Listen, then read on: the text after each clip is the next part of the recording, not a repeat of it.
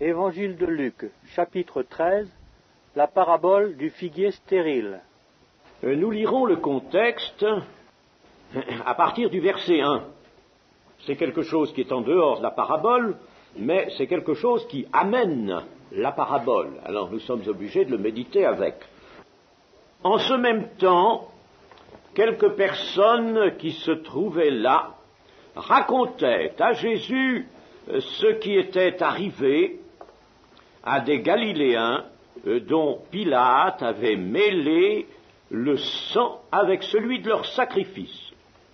Il leur répondit: croyez-vous que ces Galiléens fussent de plus grands pécheurs que tous les autres Galiléens parce qu'ils ont souffert de la sorte? Non, je vous le dis. Mais si vous ne vous repentez, vous périrez tous également.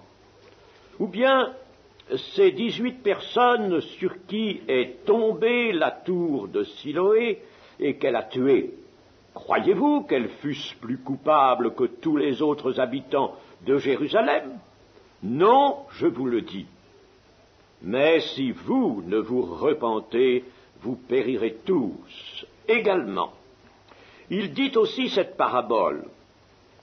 Un homme avait un figuier planté dans sa vigne. Il vint pour y chercher du fruit et il n'en trouva point. Alors, il dit au vigneron: voilà 3 ans que je viens chercher du fruit à ce figuier et je n'en trouve point. Coupe-le. Pourquoi occupe-t-il la terre inutilement? Le vigneron lui répondit: Seigneur, laisse-le encore cette année, je creuserai tout autour et j'y mettrai du figuier. Peut-être, à l'avenir, donnera-t-il du fruit, sinon, tu le couperas.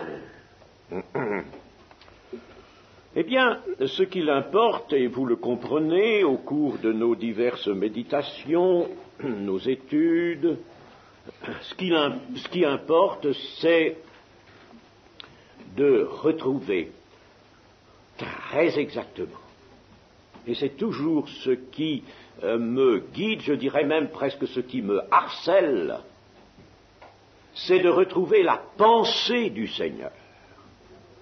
L'apôtre Paul dit dans les Corinthiens: nous avons la pensée du Seigneur, et il parle des hommes spirituels à qui Dieu révèle les profondeurs même de Dieu. Eh bien, c'est notre recherche. Je dis notre recherche. Il faut que nous recherchions constamment à retrouver la pensée de notre Seigneur. C'est cette pensée-là qui nous est précieuse. Et pour cela, il faut faire abstraction de ce que l'homme pense. Et pour cela, il faut être humble et animé de foi. On rapporte à Jésus un tragique événement qui, semble-t-il, était récent. Pilate, cet homme cruel et sanguinaire et impie par-dessus le marché, avait profité de la présence à Jérusalem de quelques pèlerins galiléens pour les surprendre et les faire égorger pendant qu'ils offraient leur sacrifice dans les parvis du temple. Si bien que leur sang coula avec celui des animaux qu'ils avaient sacrifiés. C'est ce qu'on raconte au Seigneur Jésus. Peut-être ces Galiléens appartenaient-ils à un mouvement zélote, un mouvement anti-romain, et Pilate en avait-il été averti, n'est-ce pas, ou les cherchait-il? Bien sûr, il y avait une raison. Peut-être étaient-ils, par exemple, les disciples de Judas le Galiléen, dont nous parle le livre des Actes, au chapitre 5 et au verset 37. Bref, ce fut une abomination. Et voici des gens qui viennent raconter cela à Jésus. Ils viennent lui parler de cela, bien sûr, pour savoir ce que Jésus avait à en dire. Mais n'oublions jamais que Jésus lit dans la pensée. Ne l'oublions pas, chers amis. Sachant la pensée de ses interlocuteurs, sa réponse tient compte de cela, n'est-ce pas? Et c'est par la réponse que fait Jésus que nous apprenons, nous aussi, ce qu'il y avait dans le cœur de ses interlocuteurs. Il y avait tout d'abord l'empressement d'une vaine curiosité. C'étaient des hommes. Ça arrive souvent, ça, que l'on vienne vers quelqu'un d'important. Jésus était vu comme un rabbi, et alors qu'on vienne lui raconter quelque chose, n'est-ce pas, avec l'empressement d'une curiosité d'abord, et puis l'empressement aussi de gens qui, à côté des Galiléens imprudents et de Pilate le sanguinaire, se sentent eux-mêmes des sages et des hommes prudents. Nous ne sommes pas comme ces Galiléens qui vont là fomenter des révolutions. Nous ne sommes pas non plus comme cet affreux Pilate, n'est-ce pas? Nous sommes d'autres hommes. Oh, chers amis, le cœur humain, comme Dieu le connaît bien. Et en somme, il s'attribuait cette justice que l'on aime bien volontiers s'attribuer. Et ces informateurs du Seigneur Jésus pensaient qu'un aussi grand malheur ne pouvait être dû ou ne pouvait être qu'un châtiment divin.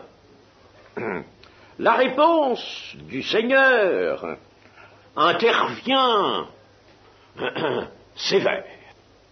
Elle intervient comme l'action de cette épée à double tranchant qu'est la parole de Dieu, qui sépare esprit et âme, l'esprit seul qui peut s'affairer de la vérité, l'esprit et l'âme dans laquelle se trouve tout ce complexe humain de nature hypocrite.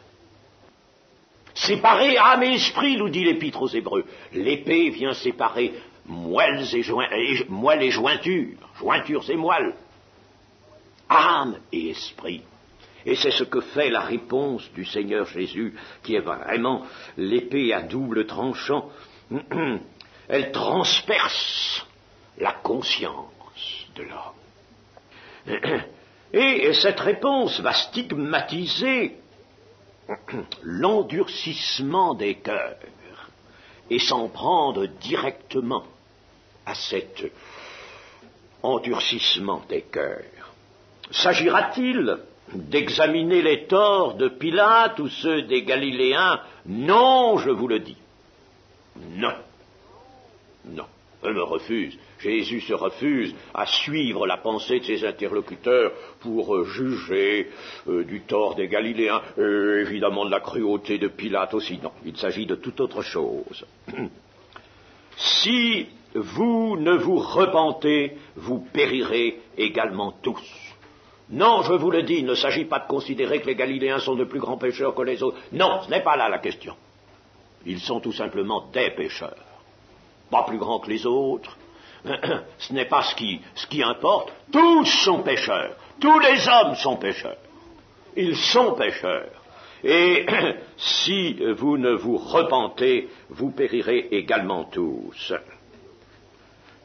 Les interlocuteurs de Jésus étaient donc tout comme les Galiléens.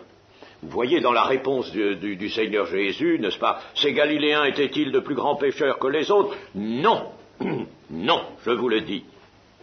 Mais si vous ne vous repentez, ce qui veut dire tous le sont. Et vous qui venez me raconter cette histoire, eh bien pensez que vous êtes vous aussi des pécheurs qui ont besoin de repentance. Qui ont besoin de cette repentance. Vous voyez, n'est-ce pas, comme est dévoilée la pensée de ces gens. La parole de Dieu dévoile les pensées des cœurs. Elle est dévoilée. Vous avez besoin, vous, N'essayez pas de vous faire curieux à l'égard des Galiléens, à l'égard de Pilate et à l'égard de la réponse du jugement que vous aimeriez m'entendre prononcer. Non, considérez votre péché à vous. Vous qui êtes des hommes, qui êtes comme tous les hommes, considérez le vôtre. Non pas celui d'autrui, mais le vôtre. Et repentez-vous, si vous ne voulez pas périr, vous aussi.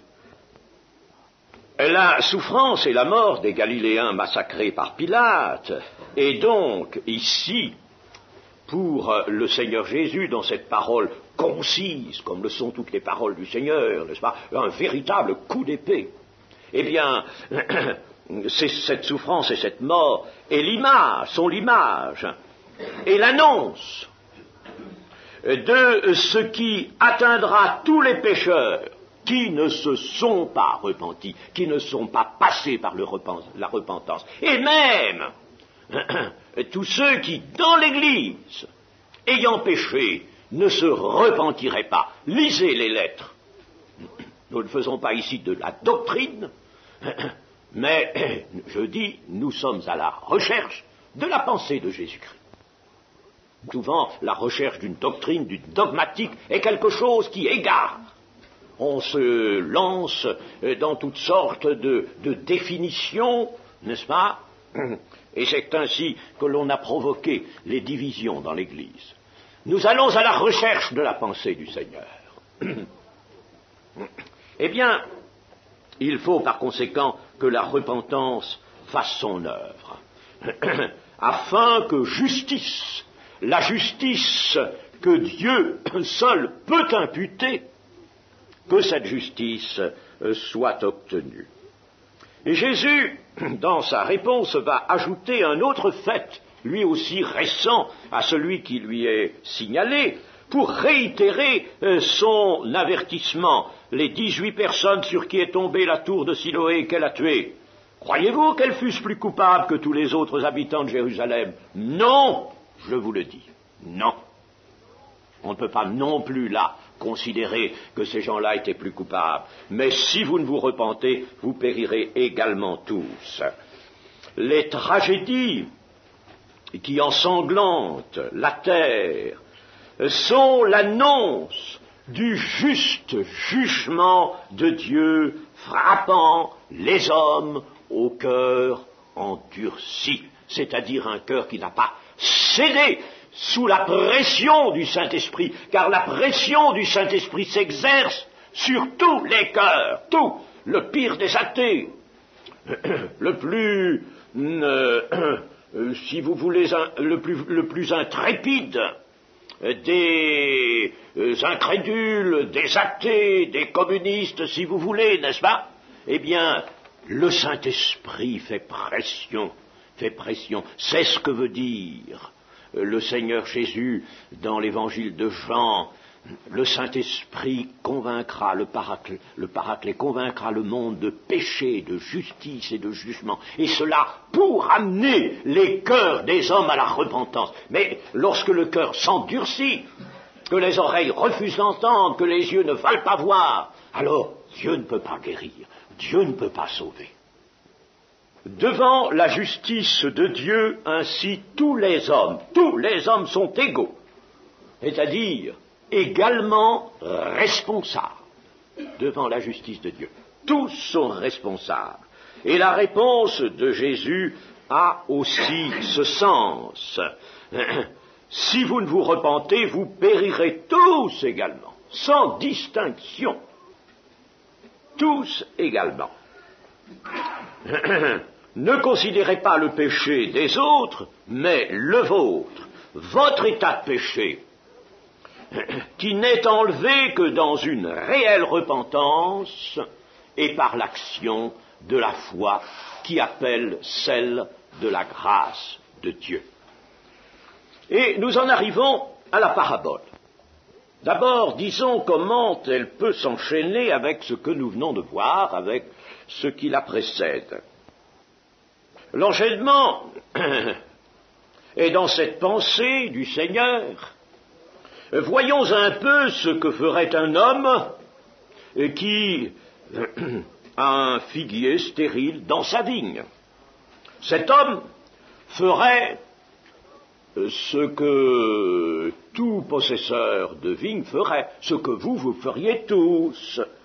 C'est bien ainsi que fait Dieu.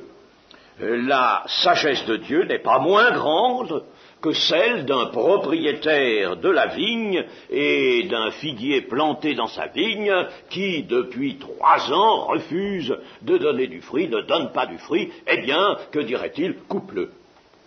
Dieu ne fait pas. La sagesse de Dieu n'est pas autre. Et pour vous montrer qu'il s'agit bien, en effet, de cette transition-là, nous allons lire dans Luc, au chapitre 3 et au verset 7. Il disait donc à ceux qui venaient en foule pour être baptisés, ça c'est Jean-Baptiste ici, pour être baptisés par lui, race de vipères, qui vous a appris à fuir la colère à venir, produisez donc des fruits dignes de la repentance, et ne vous mettez pas à dire en vous-même, nous avons Abraham pour père, car je vous déclare que de ces pierres, Dieu peut susciter des enfants à Abraham. Déjà même, la cognée est mise à la racine des arbres, tout arbre donc qui ne produit pas de bons fruits sera coupé et jeté au feu. Et Jésus reprend ici cet enseignement de Jean-Baptiste, qui était un enseignement de l'Esprit également, et il veut montrer ceci, la repentance, le passage par la repentance, c'est ce qui va vous permettre de porter des fruits de la repentance, c'est-à-dire de bons fruits, et de porter du fruit. Et si un arbre ne porte pas de fruits, eh bien Jean-Baptiste l'a déjà dit, tout arbre donc qui ne produit pas de bons fruits sera coupé et jeté au feu de l'enfer. Un figuier stérile n'a pas lieu de conserver sa place. Il occupe le sol sans utilité. Il ne peut y rester qu'en raison de son fruit. Et tout homme non repenti est ainsi. Il est comme un figuier stérile. Il occupe la terre inutilement s'il ne porte pas de fruits.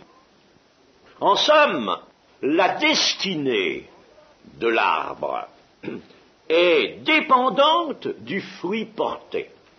Traduisons cela toujours, tout de suite, dans les termes directs. Tout homme qui ne porte pas le fruit attendu de Dieu doit être coupé comme l'arbre et jeté au feu. Tout homme qui ne porte pas le fruit de justice, car c'est l'expression que nous pouvons prendre dans l'Écriture, le fruit de justice, n'est-ce pas? C'est-à-dire le fruit qui provient de l'action de l'Esprit dans un cœur libéré, affranchi du péché, qui ne porte pas ce fruit, alors c'est un homme qui est resté hors de l'œuvre de rédemption de Dieu, qui s'est tenu en dehors parce qu'il ne s'est pas repenti, et vous voyez que le passage par la repentance est quelque chose d'essentiel. Et c'est pourquoi le message de Jean-Baptiste, repris par le Seigneur Jésus, premier message a été « Repentez-vous, car le royaume de Dieu ou des cieux est proche ». Aujourd'hui, de notre temps, mes amis, il arrive que l'on propose l'évangile et les faveurs de Dieu, je dirais, par l'évangile, sans parler de la repentance. Et l'on fait une œuvre impie, je n'hésite pas à la qualifier d'impie. Annoncer l'évangile en disant « vous serez heureux, vous venez, mais acceptez, adhérez en quelque sorte », c'est prêcher un faux salut.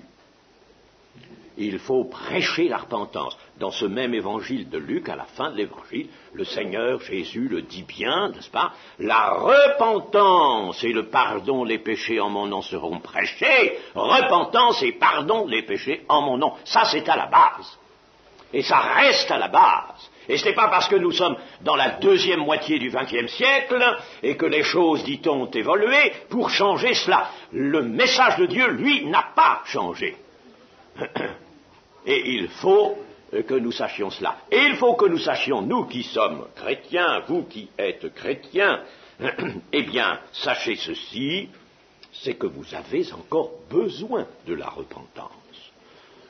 Vous en avez encore besoin, et il faut en user dès que votre conscience, qui doit être transparente, dès que votre conscience vous fait sentir une charge, quelque chose, allez devant le Seigneur. Il est là pour intercéder, il est prêt, il est disposé, il est notre avocat auprès du Seigneur. Son sang parle mieux que celui d'Abel, mais encore est-il qu'il faut aller par repentance avec un cœur qui sait s'humilier et se briser. Ainsi, la destinée de l'arbre est dépendante du fruit porté, donc dépendante de la repentance par une vraie conversion que permet la foi, afin que se produisent des œuvres justes. Il est question dans l'Écriture de fruit, le fruit qui est même appelé le fruit de l'Esprit dans Galates 5. Il est question de fruits, et il est question aussi d'œuvres justes ou d'œuvres bonnes. D'œuvres bonnes.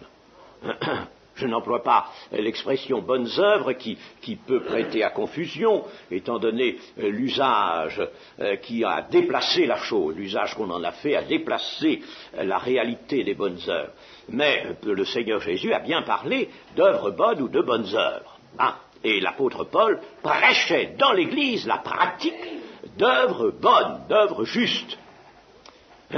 Alors, quelle est la différence entre le fruit de l'Esprit et les œuvres bonnes ou justes des saints, celles qui vont permettre aux saints d'avoir un habit de lin, de lin fin, n'est-ce pas, lorsqu'ils paraîtront devant le Seigneur. Eh bien, la différence entre le fruit de l'Esprit et les œuvres, et qui toutes deux apparaissent comme la production, la traduction, la manifestation de la foi. La foi est intérieure au cœur. Et la foi se manifeste par cela. Eh bien, la différence entre le fruit et les œuvres est celle-ci. C'est que le fruit, il se produit dans l'homme, sur l'homme, dans l'homme, sur l'homme. Un arbre porte du fruit, n'est-ce pas? Il est accroché aux branches. Il se produit sur la personne du disciple de Jésus. On verra sur lui, par exemple, le fruit de l'amour, le fruit de la douceur, bénignité, le fruit, tout fruit, n'est-ce pas, comme, par exemple, on peut se baser à l'énumération de Galates. Le fruit de l'esprit, c'est l'amour, c'est la foi, c'est la paix, c'est la patience, c'est la bonté, c'est la bénignité, la fidélité, la douceur, la tempérance. Ça, on le verra sur la personne. La tempérance, la douceur, etc., on ne va pas le voir à côté, on va le voir sur la personne. Donc le fruit, c'est quelque chose qui est porté. Porter du fruit, c'est porter. Ça vient de la foi. Tandis que les œuvres, elles vont se manifester autour. Les œuvres vont se manifester dans son comportement vis-à-vis des autres, dans ce qu'il va faire, dans son milieu principal qui est l'Église d'abord, n'est-ce pas, au milieu de ses frères et de ses sœurs, puis au milieu aussi des personnes qui forment son entourage social. Alors là, son comportement, il va être aimé des autres, il va être écouté, il va être recherché, on écoutera volontiers le bon verset qu'il sait citer de temps à autre, la bonne parole par laquelle il réchauffe l'âme, et puis aussi le geste qu'il aura quand il le faudra, n'est-ce pas? Voilà les œuvres, elles sont à l'extérieur, tandis que le fruit est porté sur la personne. Mais c'est la même chose quant à l'origine. Quant à l'origine, le fruit et les œuvres justes, ou les bonnes œuvres, n'est-ce pas, sont la production de la foi intérieure des cœurs, et ne doivent être que ça. Ce sont les œuvres préparées d'avance par Dieu pour ceux qui ont été créés en Jésus-Christ. Ceux qu'il a créés en Jésus-Christ, il les a aussi prédestinés à l'accomplissement de ces bonnes œuvres, de ces œuvres qui sont préparées d'avance. Cette précision étant donnée, méditons notre parabole. Dans le chapitre 15 de Jean, le vigneron est Dieu, le Père. Mon Père est le vigneron. Et Jésus, lui, se fait le cep. Et puis, ses disciples sont les sarments, attachés au cep. Voilà, n'est-ce pas, pour Jean 15. Mais ici, c'est différent. Toute image se manie et le Seigneur Jésus, vous savez, ne s'embarrasse pas quelquefois de nos subtilités d'esprit ou de notre tendance à tout généraliser. À généraliser, par exemple, n'est-ce pas, si l'on veut que le vigneron soit toujours Dieu et que Jésus soit toujours le cep. Ben non, lui, Jésus changera l'utilisation de l'image. Ici, par exemple, eh bien, le maître de la vigne est Dieu, non pas le vigneron, c'est Jésus-Christ, précisément. N'est-ce pas? Là, ça change. Et le figuier, qu'est-il? Eh bien, le figuier est tout simplement là pour mettre en évidence un membre du peuple de Dieu. Il est planté dans la vigne, dans le peuple de Dieu. Alors, il est un membre du peuple de Dieu sur lequel l'attention de Dieu est en train de se porter. La parabole, n'est-ce pas, porte le regard sur un certain arbre, un certain figuier qui est au milieu de la vigne, qui a été planté par Dieu, par le maître de la vigne. Il est là, n'est-ce pas? Alors, on va considérer ce figuier. On va le considérer. Depuis 3 ans déjà, le maître de la vigne vient à l'époque voulue vers ce figuier qu'il a planté et qu'il regarde avec amour. Il le regarde avec amour, c'est implicite dans ce court récit de la parabole.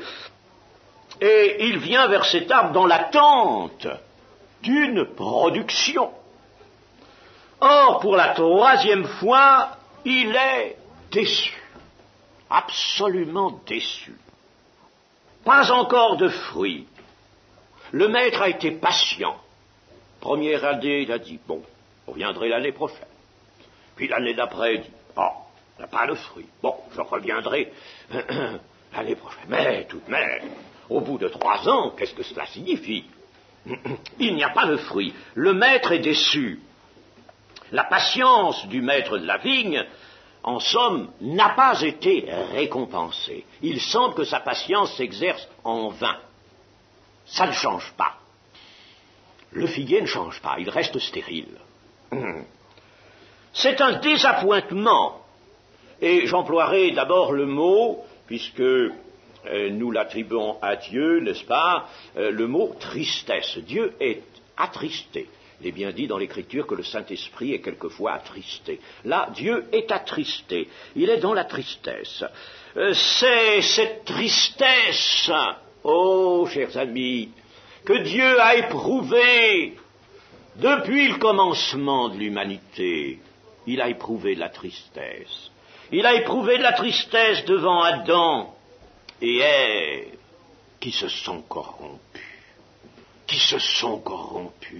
Qui n'ont pas gardé sa parole, qui leur aurait fait produire un fruit merveilleux, attristés devant Adam, affligés même, car les prophètes nous permettent de le dire, eux qui traduisent la pensée de Dieu, affligés devant le peuple d'Israël, peuple au cou roide, peuple au cœur insoumis, qui ne porte toujours qu'un mauvais fruit, Le Seigneur avait planté sa vigne, Ésaïe 5, une vigne à laquelle il avait attaché tout son cœur. Avec amour, il avait préparé cette vigne et c'était son peuple. Il y avait mis un plan délicieux, le plan de Judas.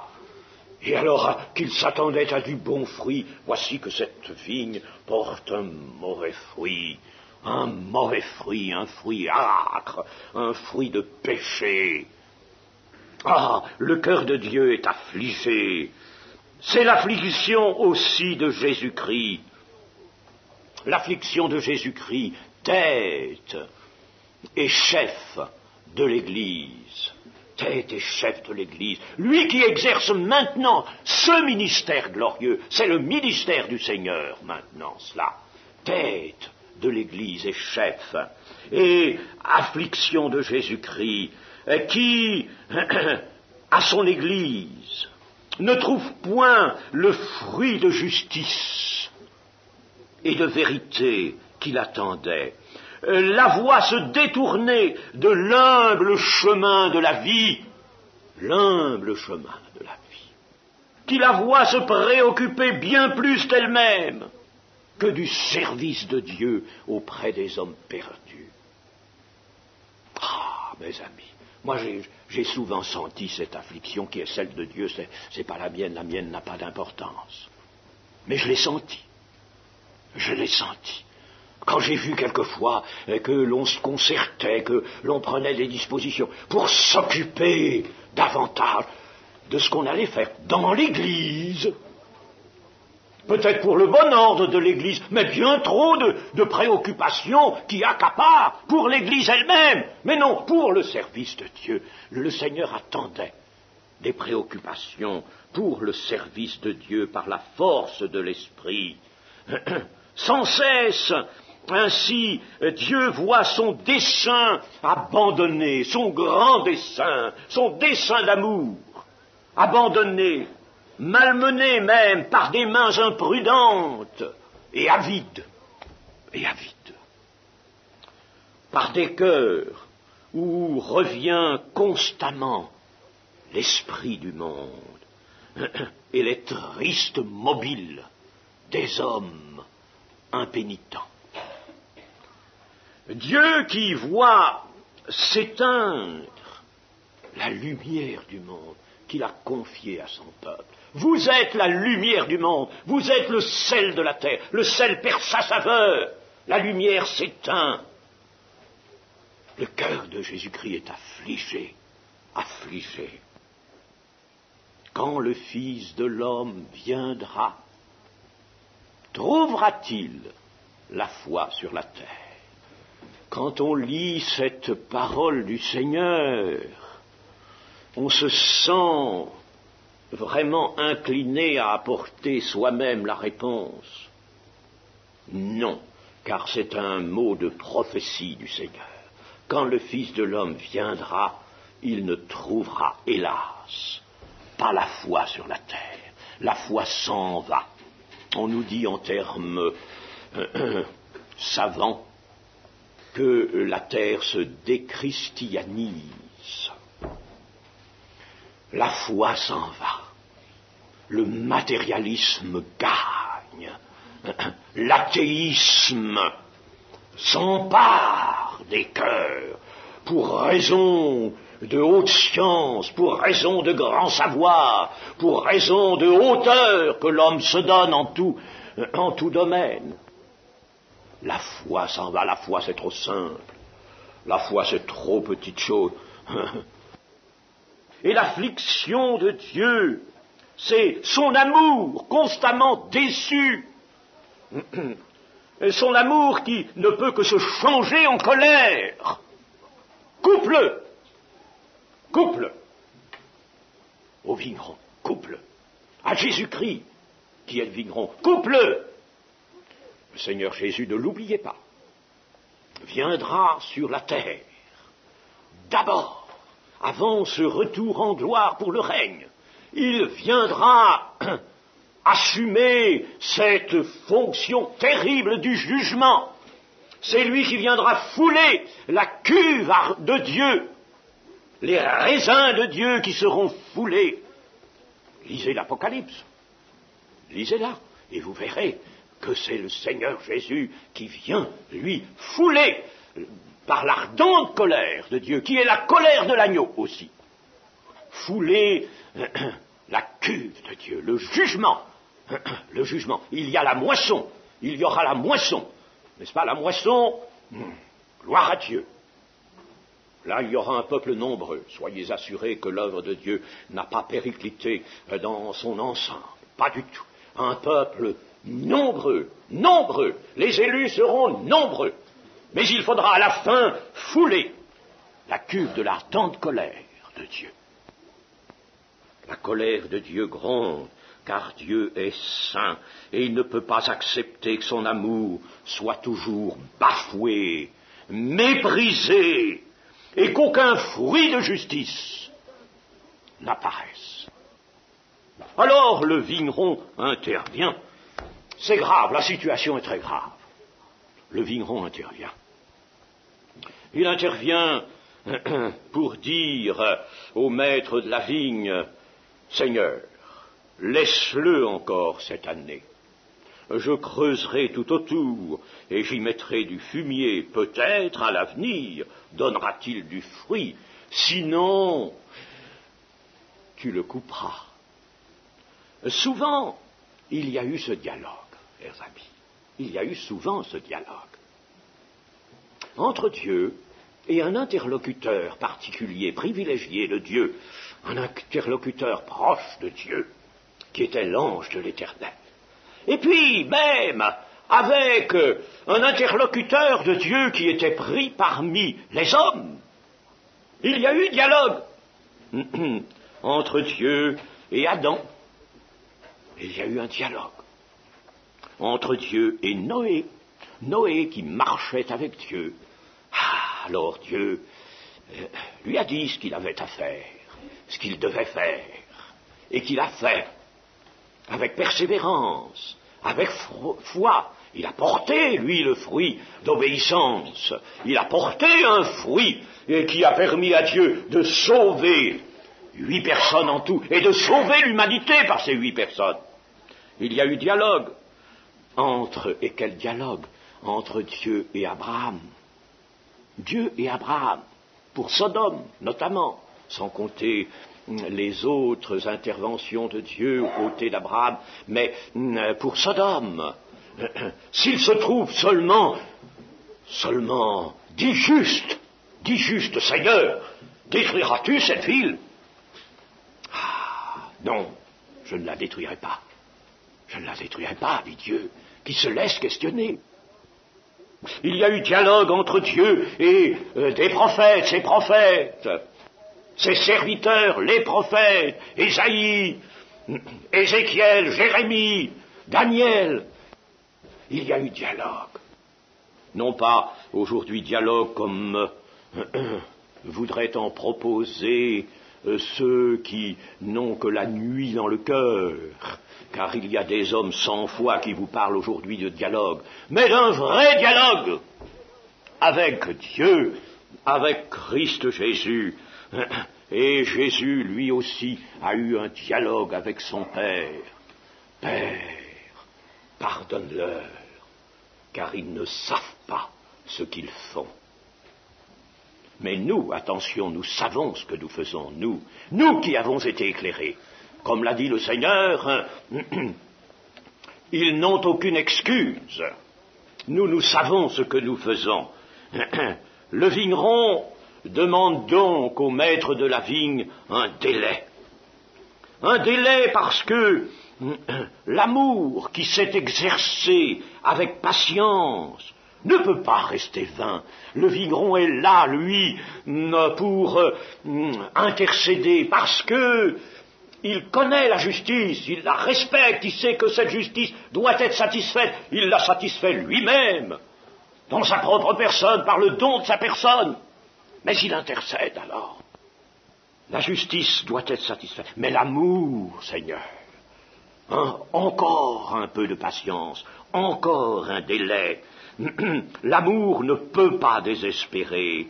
Un délai de grâce, s'il vous plaît, Seigneur, un délai de grâce. L'amour est tellement fort. Il est fort comme la mort, il est plus fort que la mort. Essaierait-on d'engloutir les flammes de l'amour avec les eaux des grands fleuves et même de l'abîme, que l'amour ne s'éteindrait pas. C'est ce que nous dit la parole de Dieu. L'amour est plus fort que la mort. L'amour est jaloux comme le séjour des morts. Le séjour des morts, lui, il n'est jamais rassasié. Il veut prendre, engloutir des vies. Et il le fait à cause du péché. Il le fait, il engloutit des vies et il engloutira des vies dans l'enfer pour l'éternité. Le séjour des morts est insatiable. Le livre des Proverbes nous le montre. Le Cantique des Cantiques nous montre que l'amour, lui, est jaloux comme le séjour des morts. Plus jaloux parce que si le séjour des morts est avide et veut prendre, l'amour aussi veut prendre. L'amour veut saisir, l'amour veut garder, l'amour veut arracher à la mort.